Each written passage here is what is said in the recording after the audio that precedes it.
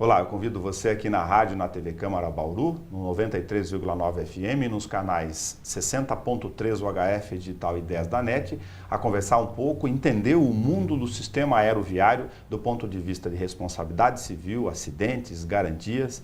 Infelizmente ocorrem tragédias e como o direito e, sobretudo, o mercado lida com essas garantias aqui no Brasil e no mundo. Para entender, inclusive, a história sobre isso, está conosco o nosso convidado, é um especialista. Ele é piloto, mas é graduado em Direito pela Faculdade Católica de Direito de Santos, pós-graduado em Direito Internacional pela Universidade de São Paulo, a USP, com especialização em Direito Aeronáutico, entre outras atribuições. O senhor Sérgio Roberto Alonso, a gente tem o prazer de receber aqui no estúdio da TV Câmara. Tá, o prazer foi todo meu, eu agradeço o convite, espero ajudá-lo. Pedi para a gente começar do início. O senhor comentava conosco fora do ar que o direito aeronáutico tem relação para as pessoas entenderem um pouco de história e como o mercado muda nessas relações lá na guerra, ainda na Primeira Guerra. Como a guerra e o uso do avião fez a modificação desse sistema?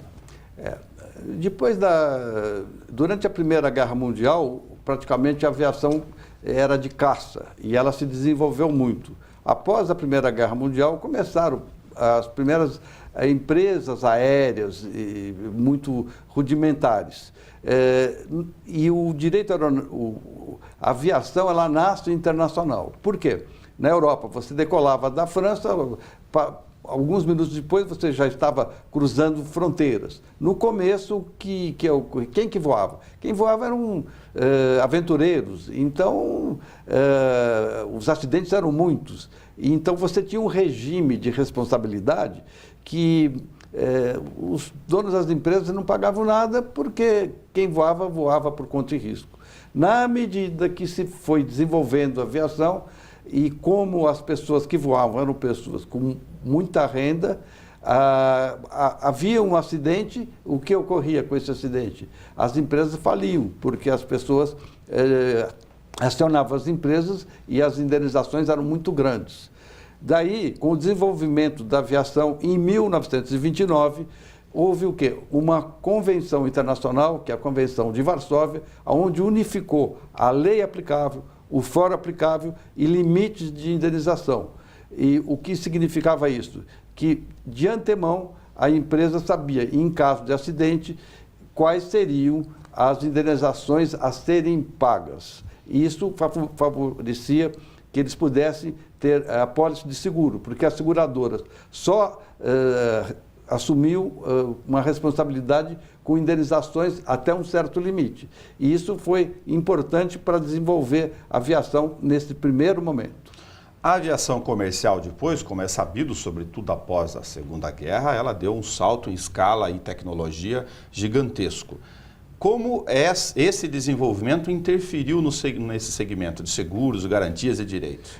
Depois da Segunda Guerra Mundial, e em função até da Segunda Guerra Mundial, o homem conseguiu romper o fosso do Atlântico, quer dizer, fazer viagens atravessando o Atlântico. No começo, na guerra, o que acontecia? O transporte, por isso que foi importante Natal, os americanos eles faziam os Estados Unidos, Natal, abasteciam aqui, atravessavam o fosso do Atlântico e iam abastecer a Europa através do norte da África. Com o desenvolvimento da aviação e da autonomia dos aviões, isso não foi mais necessário. Os aviões passaram a ter autonomia. E após a Segunda Guerra, teve muito excedente de guerra. E o Brasil comprou muitos aviões por preços baratos e ocorreram, vamos dizer, muitas empresas no Brasil. O interior de São Paulo, o interior do Brasil era totalmente interligado. Você tinha aviões que vinham para Botucatu, Bauru, o estado todo era interligado com empresas aéreas. E aí faltavam pilotos. E aí quem que apareceu? O Assis Chateaubriand fez uma campanha de asas para o Brasil, equipou vários aeroclubes e aí nós tivemos uma formação muito grande de pilotos. Aí que nasceu o nosso também aqui. E que nasceu o Aeroclube de Bauru, que foi muito importante. E aí o Bauru está na história até por outra razão mais na frente. Após essa Asas para o Brasil, que conseguiu equipar o país com aviões primários de treinamento. Apareceu um sonhador chamado Brigadeiro Montenegro, na época não era brigadeiro, que criou o CTA e o ITA, que foi a semente da indústria aeronáutica, que mais tarde o coronel Osiris Silva, bauruense, piloto de planador, impulsionou e criou a Embraer. E, curiosamente, a aviação no Brasil sempre teve assim uma dicotomia. De um lado, pessoas que queriam que a aviação avançasse. De outro lado, pessoas que desconfiavam disso. Na própria aeronáutica, tiveram pessoas com alta patente que eram contra a indústria, eram contra a indústria brasileira e eram contra o jato. Entendeu? Vamos voltar para a questão de direitos e garantias, só para não sair do eixo aqui. A partir de 29, com essa demarcação do marco regulatório mundial de Varsóvia, dá um pulo, um salto gigantesco na história. Hoje, a aviação brasileira, ela é regulada é signatária desses acordos que foram ratificados depois internacionalmente, mas ela usa só o Código Brasileiro de Aeronáutica ou também o nosso Código de Direito do Consumidor, dependendo da matéria? Veja só, o Brasil foi um dos primeiros signatários da Convenção de Varsóvia para transporte aéreo internacional, responsabilidade civil do transportador aéreo internacional. Posteriormente, acho que em 98, o Brasil é signatário da Convenção de Montreal. Então, o regime do Brasil é o seguinte: voos internacionais são regulados pela Convenção de Montreal. Okay. Voos nacionais pelo Código Brasileiro de Aeronáutica. E aí ocorreu uma certa complicação. Complicação não, uma certa... vamos dizer assim, uma disputa entre Código Brasileiro de Aeronáutica e Código Brasileiro do Consumidor. Como as indenizações do Código Brasileiro de Aeronáutica eram muito baixas, os tribunais começaram a aplicar o Código Brasileiro do Consumidor, que prevê indenizações ilimitadas e sem necessidade de demonstrar a culpa. Vamos dividir em duas questões.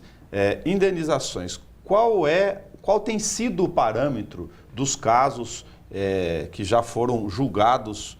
A gente podia citar vários deles aqui, mas qual tem sido o parâmetro do quanto indenizatório em relação ao passageiro em si que está lá? Antes da Constituição de 88, você tinha, se você demonstrasse, e antes do Código do Consumidor, se você demonstrasse que a companhia tinha agido com dolo ou culpa grave, isso eu estou falando para efeito de indenização do Brasil. Okay. Você compunha a indenização de acordo com o Código Civil. Ou seja, você pega a projeção da vida do passageiro e quanto ele ganhava e projeta no espaço. Por exemplo, se ele tem 20 anos, hoje a idade média do brasileiro é 75 anos, então seriam 45 anos, o equivalente a 2/3 do que ele ganhava por mês. E se ele é um jovem que ainda está na faculdade, nesse caso, peculiaridades, particularidades? Esse é o grande problema. Se a pessoa ganha pouco, vai ganhar pouco. Então, esse é um problema da lei brasileira. Ela trata diferentemente a vida. Se a pessoa ganha bastante, ela vai ganhar bastante. Se ela ganha pouco, vai ganhar pouco. Houve uma mitigação disso com a Constituição de 88, que admitiu danos morais. Então, hoje você tem os danos morais, mas que, infelizmente, no Brasil, os tribunais limitam a 500 salários mínimos, ou no máximo 1.000, mas a média é 500 salários mínimos pela morte. Aí tanto faz, se você é rico ou pobre, entendeu? Você vai ter isso, mas é muito baixo, se você comparar com as indenizações ocorridas nos Estados Unidos e mesmo na Europa, que é onde você tem danos punitivos. Eu falei com o senhor aqui que quando a gente vai lidar com o leigo na hora de contratar um seguro de carro, o brasileiro gosta muito de carro, né? ele olha na apólice, se ele for o mínimo cuidadoso, ele olha lá, responsabilidade civil contra terceiros, o valor da cobertura. Se ele que cometeu a possibilidade das coberturas de caso de indenização de gastos com saúde, com hospital, enfim, se o sujeito tem amputação, se não tem uma série de pequenos requisitos, o dano físico, a gente olha muito quanto que dá para cobrir o carro, né? E não a vida, infelizmente. No acidente aéreo, pensando do outro lado, quando a companhia vai contratar o seguro, como que se calcula isso? Quais são os critérios? Então, o Código Brasileiro de Aeronáutica exige um seguro obrigatório, equivalente ao que tem de automóvel. O DPVAT nosso. É, DPVAT. E chama seguro reta. O que esse seguro cobre? Ele cobre os danos aos passageiros e aos tripulantes e de terceiros na superfície. Por exemplo, um avião caiu no meio de Bauru. Ele vai cobrir os danos à superfície. Agora, qual é esta cobertura? Esta cobertura é o seguinte, ela é irrisória. Mais ou menos hoje é R$50 mil por passageiro e danos na superfície é um cálculo feito na base do peso do avião e para vocês terem uma ideia, um avião igual um Learjet, ele caindo, é porque faz um cálculo sobre peso. A apólice dele vai cobrir 300, no máximo R$400 mil de danos na superfície para ser dividido para todas as vítimas. Mas se o avião for mais leve, então, ele teoricamente, se acontecer uma tragédia, ele paga menos esse seguro da questão dos danos de superfície? Tem uma tabela que eu não tenho assim de cabeça, claro. É o seguinte, você pega o peso do avião e você paga X por peso até uma certa quantia. Um avião maior vai pagar mais, mas o estrago é muito maior. Né? Agora, mas é muito baixo, de qualquer forma, esse dano na superfície. Sem querer complicar, mas só para curiosidade, o acidente com Eduardo Campos, a gente comentava também aqui. Qual seria o efeito do ponto de vista de argumentação de seguro, nesse caso para dano de superfície, se ele tivesse, ao invés de ter caído assim, estou fazendo com a mão aqui para quem está no ar mesmo, e se ele tivesse feito um arrasto de superfície sobre vários imóveis? Veja só, o acidente do Eduardo Campos, lá em Santos, por sorte, ele caiu num terreno, era o único terreno que tinha lá. Se ele não cai verticalmente e se ele faz... cai strike horizontal? Ele faz um strike horizontal de um quarteirão e o total que ele ia pagar seria 250 mil, 300 mil reais para dividir por todos os imóveis, donos os imóveis. E é uma piada. É uma piada. E pior ainda, naquele caso, a apólice não estava válida. Quer dizer, conseguiram fazer uma coisa totalmente errada. A apólice não estava válida. Quem seriam os responsáveis lá? Também, outro problema. Você tinha o dono do avião, que teria passado para a campanha do Eduardo Campos, que também os que fizeram essa coisa não tinham condições. O único responsável lá, quer dizer, que talvez que tenha renda para pagar, seria o partido, o PSB. Eu ia comentar sobre isso. É muito comum na aviação, inclusive em helicópteros também, que não é nem o nosso tema aqui em avião, principalmente os jatinhos executivos, empréstimos, aluguéis ou favores. Quando o sujeito dono está fazendo isso, ele está assumindo um risco gigantesco. Exatamente. Quem é o responsável é o dono do avião. Quer dizer, a matrícula do avião está em nome de quem? Então, o operador do avião que aparece no RAB, Registro Aéreo Brasileiro, que é o responsável por aquilo. Vou voltar nesse dado. E também o fretador do caso.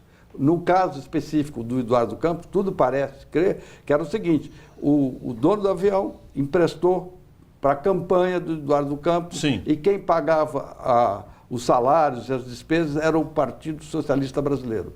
Logo, ele também é corresponsável.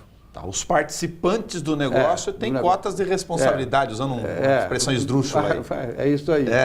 São solidários de alguma forma. São solidários. Exatamente. Vou voltar para a ideia anterior, então. Seguro de avião, e pensar em questão de indenização, é parecido, a regra geral, como o DPVAT para o carro. Exatamente. Se chama seguro reta. Seguro reta.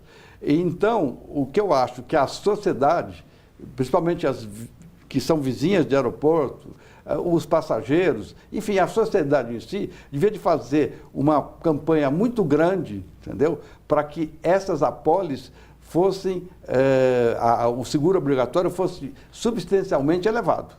Por quê? Entendi. Hoje é o seguinte, se você tem um reta, se o operador for uma pessoa consciente, tiver posses e tal, ele tem um seguro extra, que foi o caso desse, por exemplo, hoje, da Gol e de outras companhias aéreas que começaram a contratar seguros extra o reta. Mas a maioria dos pequenos jatos, das aeronaves, só tem o reta. Seu Sérgio, se eu pego um carro de 70 mil reais e vou fazer um seguro por ano, aí o Cruze com um valor médio, o seguro dele vai entre 1.500. Tem carro que fica mais, o Golf, porque o índice de roubo, enfim, tem algumas variáveis que aumentam o valor de seguro. Sim. Se está em São Paulo é um valor, se está em Manaus é outro valor. Mas eu estou estabelecendo uma média aqui, um carro de 70 mil reais, de classe média hoje no Brasil, 1.500, 1.700 reais o seguro por ano.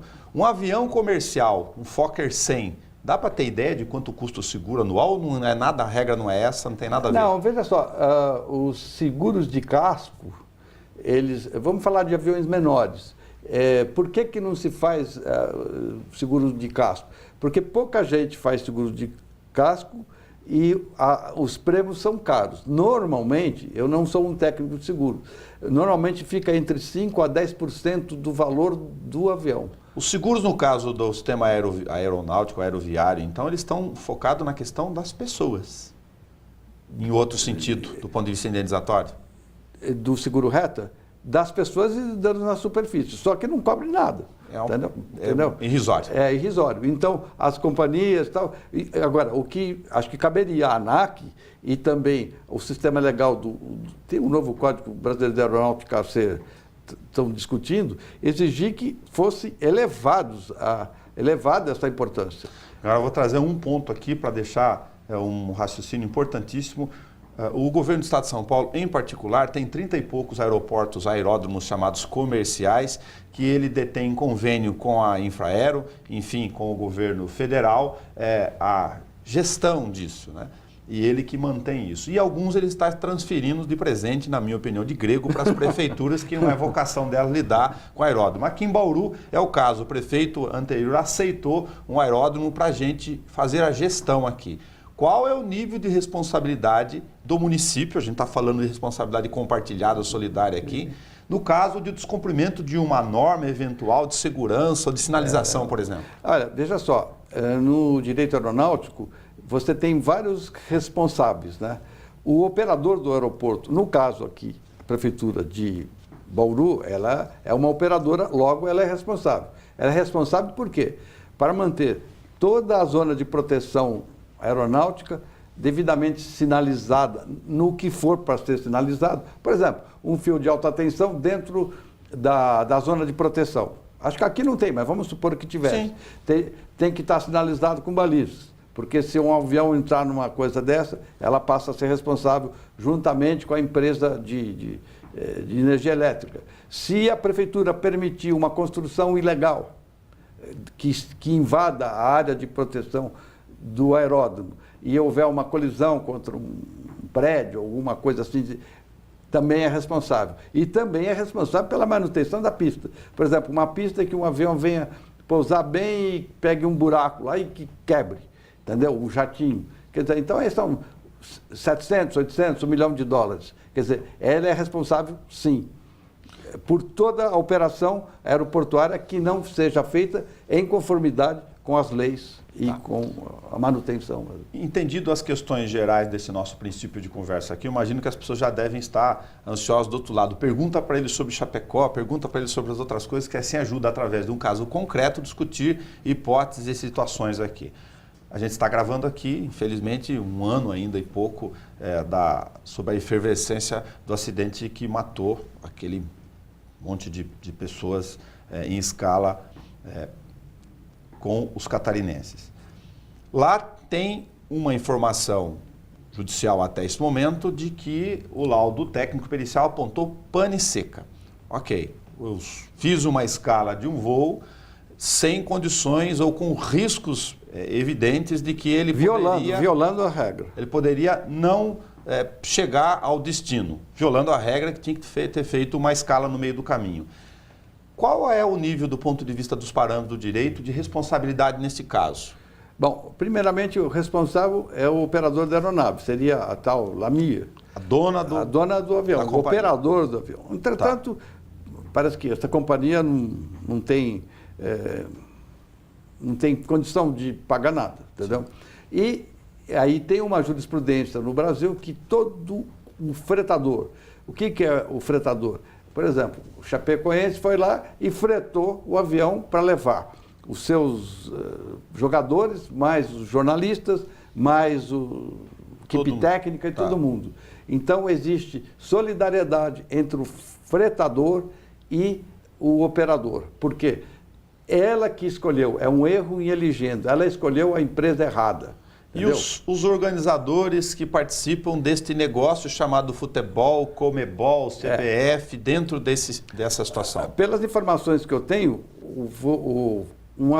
um avião só pode ser fretado, no caso ali, com autorização do Comebol e acho que também da CBF. Então, todos que autorizaram, e principalmente quem fretou e mais quem autorizou, ao meu ver, tem tem responsabilidade solidária. Com certeza a Chapecoense tem. Porque escolheu uma empresa. Por que escolhe uma empresa dessas? Escolhe porque normalmente ela é mais barata. Agora, a seleção argentina, inclusive, fez um voo um pouquinho antes, mais perigoso que esse ainda. Aí também tem uma outra coisa interessante, que no Brasil, eu não sei no mundo, mas no Brasil, as pessoas não dão muita importância para a geração de risco. Vão entrando em avião aí e nem sabe qual. Teve um caso também emblemático, foi dos Mamonas Assassinas. Sim. Quer dizer, o sujeito, vou lá porque essa empresa aqui é mais barata, tal, não sei o quê, e não sabe o que o mais barato significa em avião. A gente estava falando aqui do mercado de jatinhos executivos, de grandes locadoras nesse segmento, né?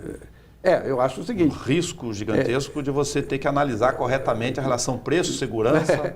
Por exemplo, se for locar um jato, eu vou pegar uma empresa boa.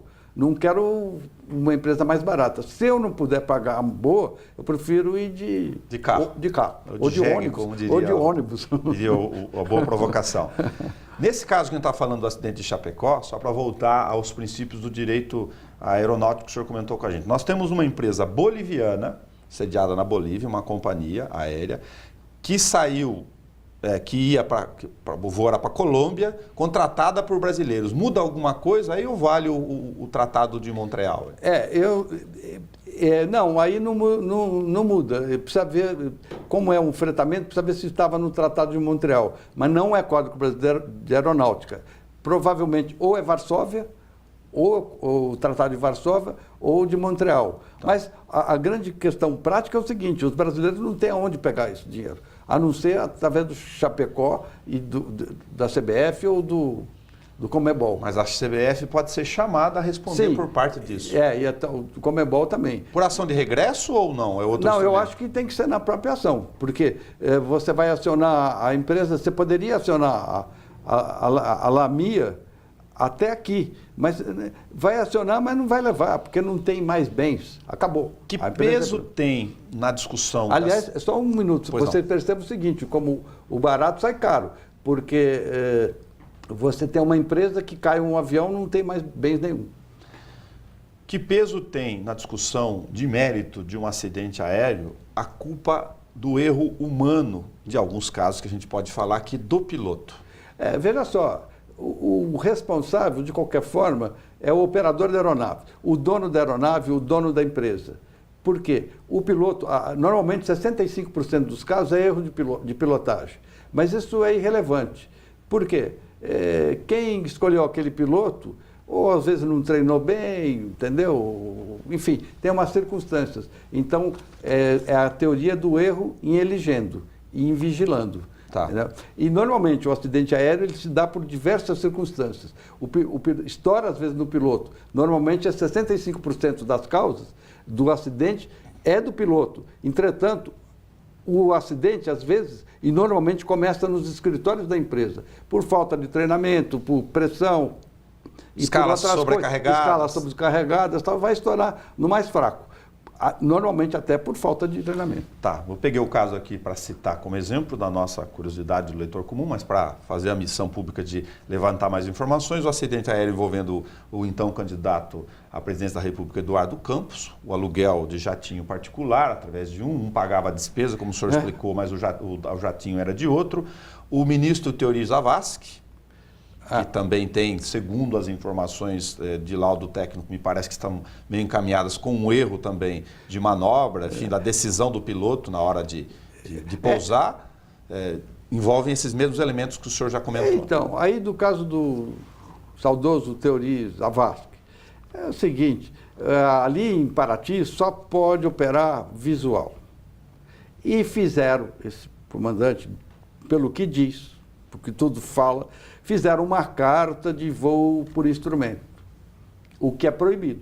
E eles faziam esse macete aí, não sei se faz ainda, chama uma carta fantasma, mandrake, entendeu? E aí tem uma certa pressão, o piloto quer servir o patrão, porque não vai perder o fim de semana e tal, e força a barra, e deu no que deu. Entendeu? Apesar do sistema aeroviário em escala comercial, das regras serem um objeto de segurança bastante rígido, com vários elementos, a gente está comentando aqui pelo menos de duas falhas. Uma a questão dos valores de indenização de seguros, que a gente falou, sobre os danos de superfície. Agora, olhando para um outro horizonte. O senhor é piloto, a visão, e é especialista em direito na área.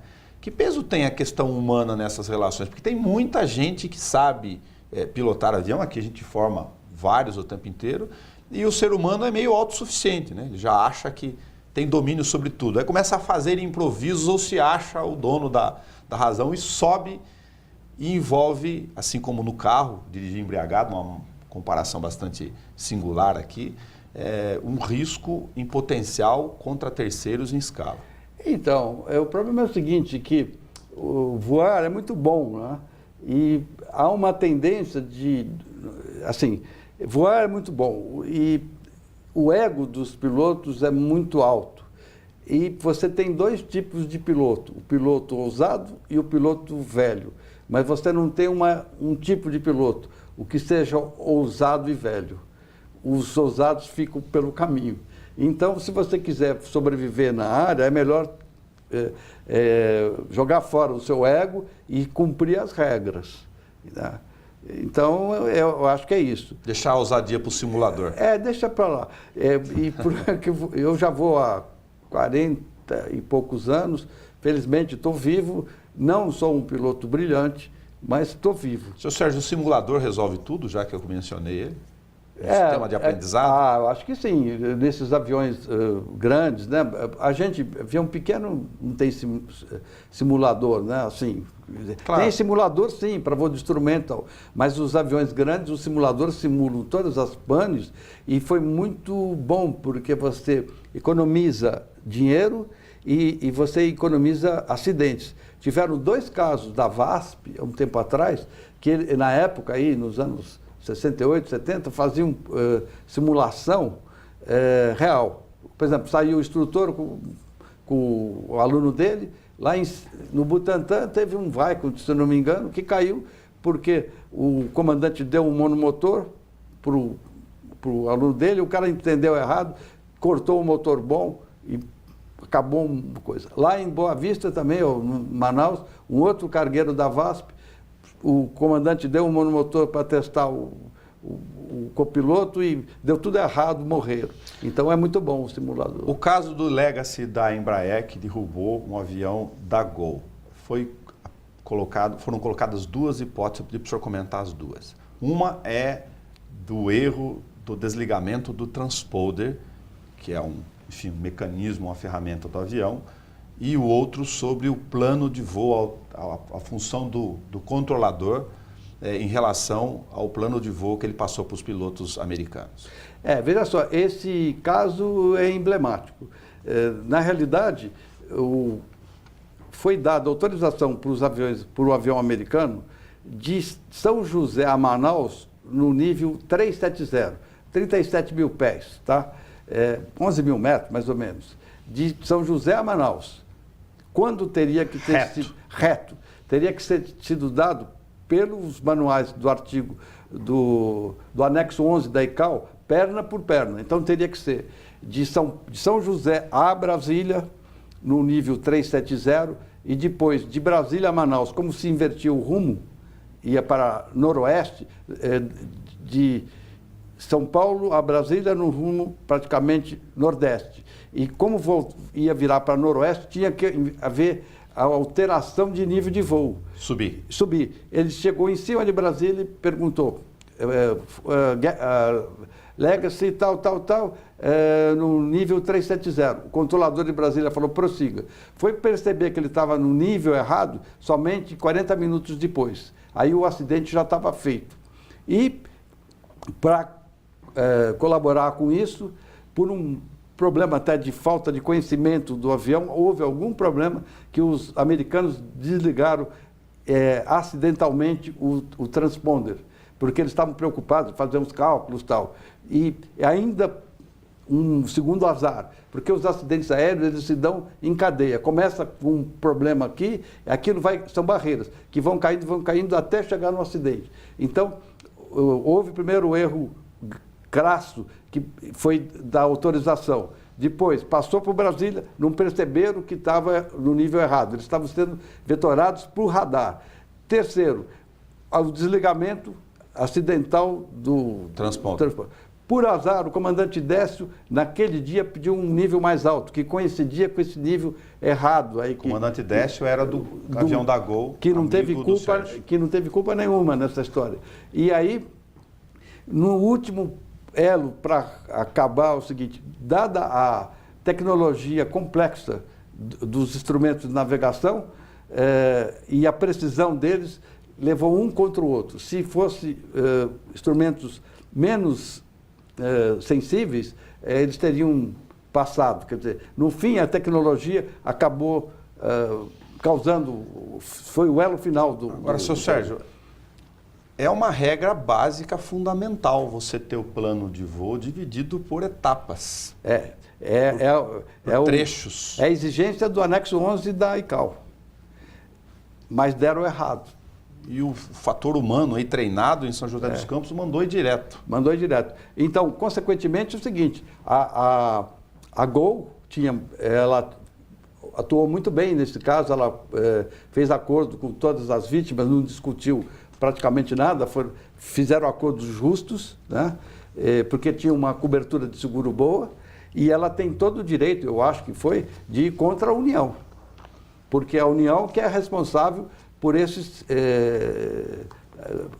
do espaço aéreo, pelo controle do espaço aéreo. Redivisão de responsabilidade, no caso. Aí não é divisão. Redivisão no sentido de... Ela está cobrando regressivamente quem foi o causador, entendeu? Por que demora muito tempo, ou é a impressão que o leigo tem, pagamentos de indenizações e soluções de acidentes aéreos? Demora porque a justiça é demorada e também fica uma briga, quem quer pagar mais, menos, e principalmente porque a justiça é muito demorada no Brasil e às vezes é interessante para a companhia ou para quem é o réu a demora. Entendeu? O senhor assistiu o filme do piloto americano que virou herói para alguns e loucos para quem é companhia de seguro, que tomou a decisão, inclusive no filme, eles falam, é do Rio Hudson, né? É do Rio Hudson, que falam, tem a companhia aérea discutindo, inclusive ele passou por inquérito, discutindo que ele, tentando responsabilizado por ter tomado a decisão que salvou as vidas, enfim. Ele tomou a decisão correta ali, porque ele viu que não ia dar, entendeu? E rompeu até com a regra. Com a regra, porque às vezes a regra, entendeu? Nesse caso, a regra, a cartilha, a regra do jogo mandava fazer outra coisa. Não, mandava na ordem de checklist, tinha que ligar lá um compressor no final, e ele já ligou na hora. Mas era um piloto muito habilitado, era um piloto planador e um piloto de caça. Então, eles são os dois pilotos melhores que tem. Com todo respeito aos demais, ele tomou a decisão na hora, porque a gente, como piloto de planador, tem que voar sempre em emergência, e o piloto de caça está com muita velocidade. Então, ele tomou a decisão imediata, com intuição, e foi a correta, porque se ele prossegue, ele ia entrar no meio de Nova York. E fez um grande pouso lá. Tá. Pequenos objetos, a gente fala aí de... Agora a discussão, infelizmente, do meio é discutir os usos de drone, né? No espaço aéreo, o urubu que pode entrar no motor, enfim. Pequenos objetos, tem a possibilidade de derrubar um avião? Aqueles bird strikes, eles dependem do avião. Tem na internet, aí tem um filminho aí de um urubu que entrou dentro de um avião bimotor. Sim. E faz um estrago, pode até derrubar, mas o estrago é feio. Se entrar na turbina, pode parar a turbina. Mas um bimotor, ele tem condição, se tiver tudo correto, a relação peso-carga, de andar com um motor só. Dá, sim, sim. Ele tem?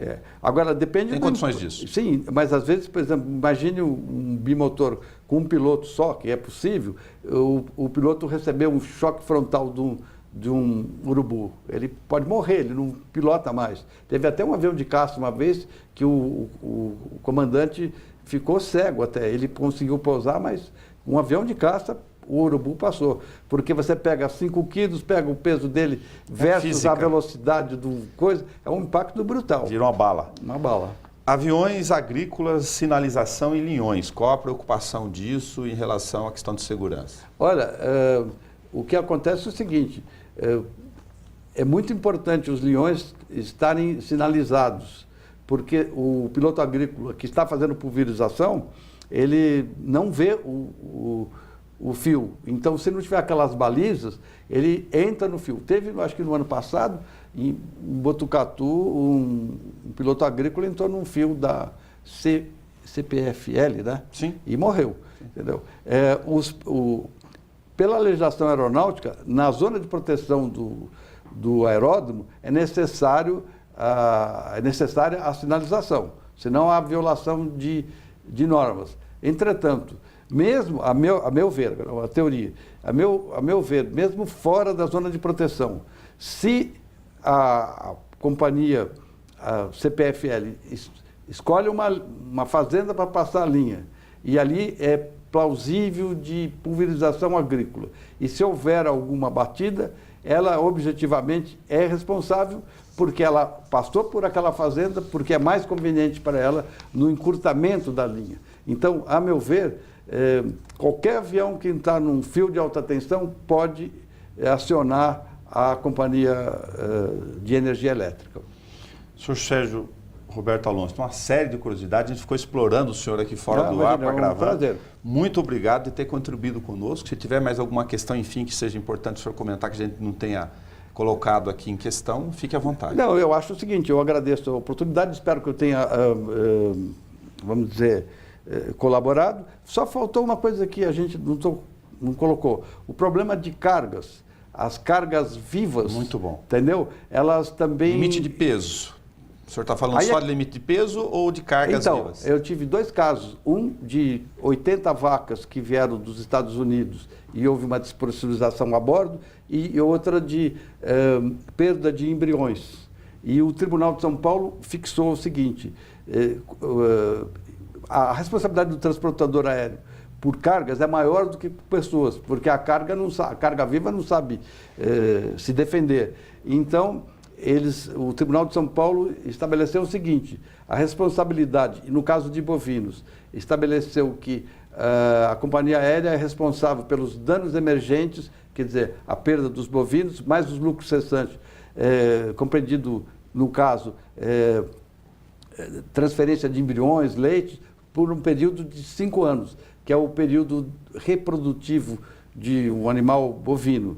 E também, no caso dos embriões que extraviaram, eram de primeira qualidade, o tribunal mandou pagar 200 bezerros entre machos e fêmeas que seriam a produção daqueles embriões. Então, logo, quem perdeu cargas, seja carga viva, seja carga, outro tipo de carga, uma máquina e tal, tem direito a cobrar os lucros cessantes, porque muitas vezes você tem o seguro